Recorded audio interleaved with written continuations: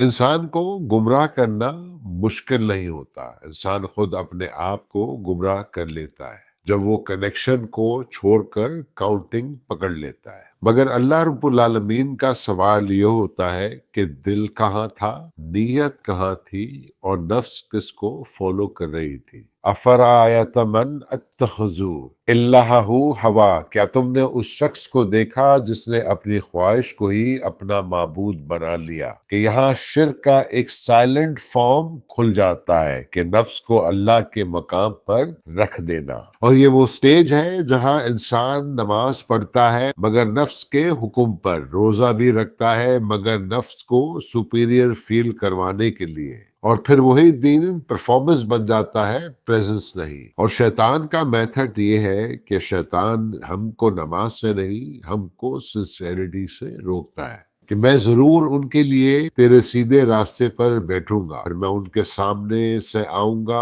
اور ان کے پیچھے سے اور ان کے دائیں سے اور ان کے بائیں سے، کہ یعنی سیدھے راستے پر بھی شیطان کا ٹریپ ہو سکتا ہے، کہ شیطان ہم کو یہ محسوس کراتا ہے کہ بس سب کچھ ٹھیک ہے اور ہم بہت اچھے ہیں، اور پھر انسان کا دین اپ گریڈ نہیں ہوتا، انسان کا دین ایک ڈسپلے بن جاتا ہے۔ اور انسان کی زندگی کے ایشوز اکثر اسی جگہ سے شروع ہوتے ہیں کہ گھر میں چھوٹی چھوٹی بات پر لڑائیاں، آفس میں ایگو، فیملی میں کمپیریزن، اور عبادت میں دل نہیں، اور ناشکری ایک روز کا معاملہ، کیونکہ انسان اپنی نفس کو سینٹر بنا لیتا ہے۔ اسی لیے اللہ رب العالمین نے قرآن میں ہمارے لیے ایک مرر رکھا، یا ایوہ الناس اعبدوا ربکم الذی خلقکم، کہ اے لوگو اپنے رب کی عبادت کرو جس نے تمہیں پیدا کیا۔ اور یہاں عبادت کا مطلب صرف ریچول نہیں، عبادت کا مطلب رب کو رب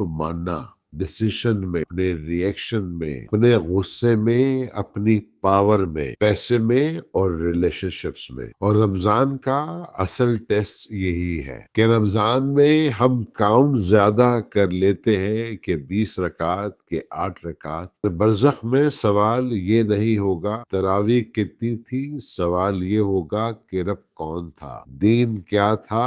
ربی اعوذ بکا من ہمزات الشیاطین و اعوذ بک ربی ان یحضرون، اے میرے رب میں شیطانوں کے وسوسوں سے تیری پناہ مانگتا ہوں، اور اے میرے رب میں تیری پناہ مانگتا ہوں کہ وہ میرے پاس آئیں۔ یا اللہ رب العالمین ہمارے نفس کو اپنے حکم کے نیچے کر دے، ہماری عبادت کو ریا سے بچا، ہمارے دل کو پریزنس دے، صرف پرفارمنس نہیں، اور رمضان کے بعد بھی ہمیں وہی روشنی، وہی سنسیئرٹی، وہی استقامت عطا فرما۔ جزاک اللہ خیر۔